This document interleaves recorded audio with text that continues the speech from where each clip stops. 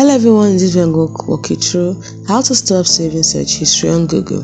So if you want to stop saving your search history on Google, all you have to do is open up a Google search and tap on profile icon in the top right corner. Tap on search personalization or search history.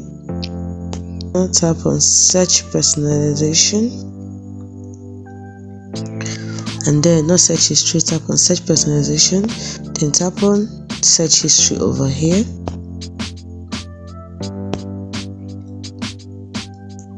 Next, you go to saving to web and app activity here, tap on it.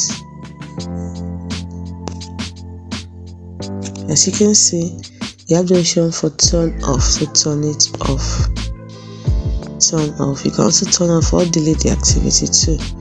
But note that please read all this because it affects every single Google service you're signed in. Google Search, Google Map, Google Chrome, Google Assistant, Google Play Store, every single one. So please read it all before you tap on got it. If you do not want to continue with this, you can simply tap on turn back on. It is as simple as that.